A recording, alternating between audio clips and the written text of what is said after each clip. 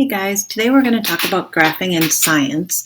So we're going to go through some examples of graphs or how to build a graph, and then we're going to look at some good ones and some bad ones and see what is up with those. So first of all, why do we use graphs in science? And graphs are used for analyzing data. So we take our data and we put it into a graph, and it makes it easier to analyze and to look at and to figure out if our data supports our null hypothesis or it supports one of our alternative hypotheses. Another reason is we can see or recognize trends, like are things moving in one direction? Are there patterns that we can see? Are there certain data points that are interesting or stand out that seem odd? So it's good. It's an easier way to kind of look at the data. And also it helps us to make sense of a large amount of data. You guys have heard me talk about my friend Amy before, and she uses a lot of graphs to help her see how her data all fits together, and because she's got huge amounts of data. So what we're going to look at is what kinds of graphs. So we use two kinds of graphs in science. We use bar graphs and we use line graphs. And the bar graph is pictured there. Here, this is a bar graph, so you have a variable, and then you look at a bar, so you're looking at those two. And then a line graph, you have a line that's connected by dots, and we'll talk about both of those. So the next thing we want to talk about then is bar graphs specifically. And bar graphs are used to compare two different groups. So in this graph here, we're comparing the pets that people have. So here's the pets, and then how many people in a group owned them. So we're doing a comparison of pets to people. In this one, we're looking at two different categories or groups where we're comparing the seed type that's offered and the number of different species of birds that come to get that type of seed. So we're comparing two different things. When we look at a line graphs are used to look at changes over time. So in this graph, we're looking at what happens to the temperature over the days of the week in January. And that data is not necessarily very important data. It's just one piece of data. The next year or the next day it could be different, but it's nice to see it in a graph. So you can see over the week what happened to the temperature. So this would be a trend, as we're seeing at the graph, the data, the temperature is trending down. Okay. And then we can look at this one, which is comparing hours and the number of bacteria growth. So we can see that in hour one, there were very few bacteria, but over the time, the bacteria grew at an alarming rate. So we saw the bacteria increase in population greatly. So we can see trends in the data. We can see the number. Okay, so number of things. So line graphs are over time. Okay, so we're going to just talk briefly about how to build a graph or how to make one. We're going to use something called the House method to do that. So the question that we're going to build a graph about is, does the type of fertilizer affect the number of seeds a pumpkin has? Okay, so all graphs must have these things. They need a title. And I'll just be honest with you, that is the most commonly forgotten thing by middle schooler, is to put the title on. And we'll talk about how to get an easy title every time. And then you need a labeled x-axis. That's the bottom, okay? And a labeled y-axis, that's going up the side. And then up the side, you need a scale that uses most of the graph and is appropriate and evenly spaced. And then you need data, okay? So the data to put on the graph. So if you think of building a house, before you start decorating the house, you need to make it and build it. The same thing goes for graphing. You kind of need to build your graph before you put the data points in. So we need to make sure that our graph is built, and we're going to use an analogy of a house to do that. So here we go. Get ready. Okay. So this is our data that we need to graph. We're looking at how does the type of fertilizer, and we looked at 4 different types of fertilizers. So in this case, our independent variable is the type of fertilizer. And we're going to count then the number of seeds, okay, and that would be our dependent variable. So we can get that also from our question. So our independent variable, we're going to look at 4 different ones, and our number of seeds we're going to count. Okay. So step 1, I'm going to move this again. I'll move it down here this time. So step 1 is to add an x-axis and label your graph. So we've got our graph. Our x-axis is down here, and we need to put 2 things on the label. First of all, we need to say that this is going to be our type of fertilizer down here, because our independent variable tends to go on the bottom of the graph. This is where we want to put our independent variable, the thing that we're changing, because we're looking at 4 different types of fertilizer. So we may first label it with a heading kind of label, and then we need to label each of the bars. So we know that this bar is about fertilizer A, this bar is going to be about fertilizer B, this one about fertilizer C, and this one is going to be about fertilizer D. So we've got a label for each of the bars and then a title for the x-axis. Okay. So here, this would be called laying your foundation, because at your house, you need to put down your foundation or your base first. Okay. Step 2 is then to put up the walls, or to add the y-axis. So the y-axis is the one that goes up and down, and the y-axis, we need to do two things again. We need to label the two parts. So we need to label the scale, make a scale here. So we want to start with 0. And then we need to think about what number we can go up by and get all of our data on, and we'll talk about that in a second.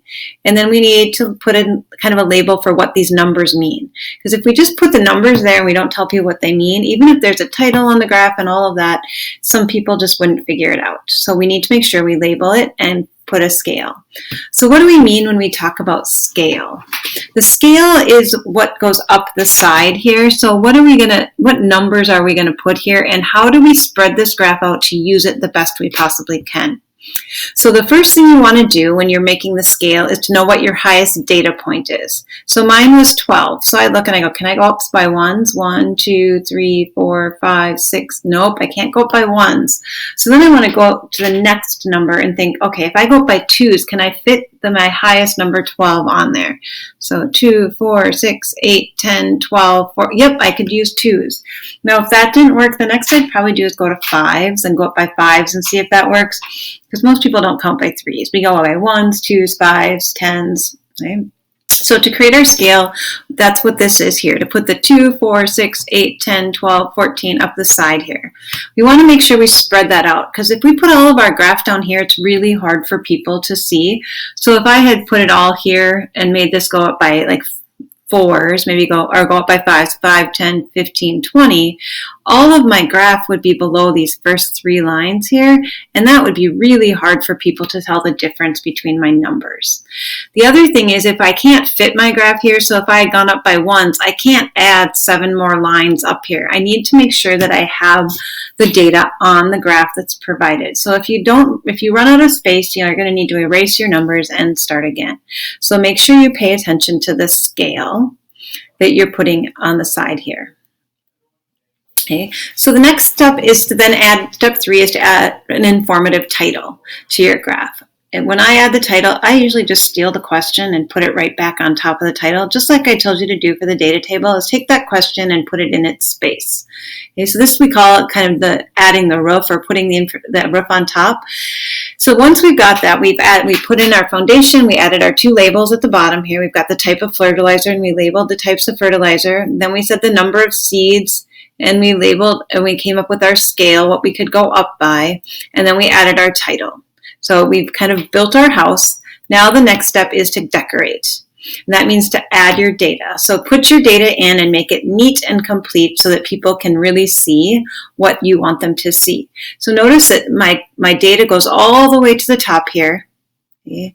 And I can see it would actually be nice if these were a little bit more spread out so that these 2 data points were more different. On this graph, it's kind of hard to tell what this actually is. So this would be, let's see, we're going 80. So this is going up by 40s, I believe, 160. Yeah, so this would be 280 right here. So this one is just below that. So it might even be 270. So it might have been nice if we had gone up by 25s instead of 40s to kind of make that data more bold and easier to see. So when you're making a graph, there's a checklist. So I kind of just, when I make a graph, I go over in my head. Do I have a label on my x-axis? Do I have a label on my y-axis? Is my scale working? Is it consistent? Does it go up by a certain number? If you pick a number, so like when we look at this one, all of these go up by, this is 40, 80, 120, 160, 200, 240, 280, 320. We're going up by 40 every time. If we go to this one, it goes up by 2s every time. We want to make sure our scale is consistent. So make sure your scale goes up by a certain number. We want to use the graph space. So do I spread out everything so that my graph fills the whole space? Because a graph that fills up the whole space is much more impactful. It's easier to read than one that's really small and crammed in the corner. And then, do I have an informative title? Just take your question and use it as your title. Look to think, did I graph my data correctly? And then, is it neat, and can people easily interpret the data? So let's use the checklist to analyze a couple graphs and think about, does this work? So we're going to use this checklist and think, what is wrong with this graph? So I'm going to show you a graph, and I want you to go through the checklist. So I'm going to pause, and I'm going to ask you to take a second and look at it and think, what's wrong with this graph? Okay, so here's my first graph that I found. And I would say that there's a couple things wrong with it. So I'm just going to have you go through the checklist. So 1, is the x-axis labeled? 2, that x is down here, is the y-axis labeled? Is the scale appropriate? And is it going up at an appropriate amount? Is it correctly chosen? Okay. Do I use a majority of the graph space? Do I have an informative title? Is the data graphed correctly? And is it neat and easy to read or interpret? So if we look at this, the scale, it really shouldn't be. I would say that if we were to do this well, if you think about it, our highest data point is about halfway to 25. So we could easily spread this graph out even by making this top number 25 or maybe even 20. That would make this data spread out so people could see what the difference is. So I didn't use a majority of the graph space. It doesn't have a title. And it's not, I would say maybe even we could add it's not easy to read. So if I were to redo this graph, it would look more like this. Notice that here they used 12.5, so we can really see how this changed the number of wins per year, and we can see that much more easily. And I added a title, so now it has all of the characteristics that it needs. So we can see it, the scale is appropriate, but it's now more spread out. Okay, let's look at this one. Population of Winnipeg by year. Winnipeg is a city in Canada. So there's a couple of things wrong with this graph. So start by going through, is there a label on my x-axis? Is there a label on the y-axis? Is the scale appropriate? Did it use the graphing space? Does it have an informative title? Is my graph data correct? And is it neat? So I would say that there's lacking a label on the x and the y axis. And actually, I just caught something else. We don't encourage you to start here. We would encourage you to start at 0, but since they're going up by such large numbers, that makes more sense. But we would say that graph should start at 0. All right, so what's wrong with this graph? Go through the checklist.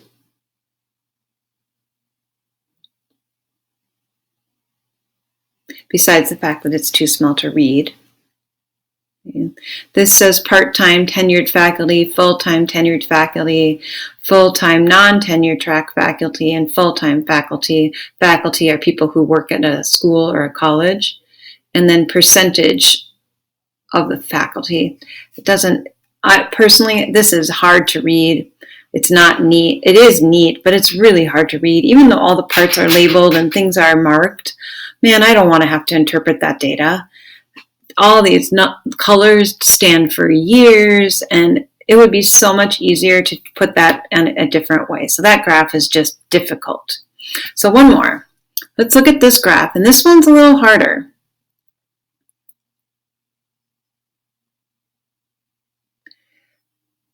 And I just picked this one because of the scale. They wanted this number to go up at the same rate. So look at what they did. They changed the numbers on the side here. So this is 10 and then 24. And consistently, that is not a jump of 6. So this one goes up by 4, and then that one goes up by 16, and then that one goes up by 8. That is not a consistent number. They wanted you to see this line go this way. So they manipulated the sides, or they changed the numbers so that the line did what they wanted it to do. So the scale is inappropriate, and this graph is not actually easy to read because the data is skewed. They want you to see a certain thing. And that's one of the things about graphs, is that it's very easy to skew the way that people see information on a graph. And that is something that we need to talk about more at another time. But today we're just looking at how do we make a good graph. So if we go back, the things that we want to make sure we understand is that to make a good graph, we need an x-axis labeled and a y-axis labeled. We need to have an appropriate scale that is consistently going up by a certain number. We need to use a majority of the space on the graph, so spread it out so we can see the actual information. Give it an informative title, then graph the data correctly, and be neat and make sure that you interpret the data can easily be interpreted. If you guys can do those things, that's great, and that is your assignment for today, or that is the graphing questions for today, or the graphing is, wow, I can't speak. That is your graphing slideshow for today. So make sure that you paid attention to this and look for the questions.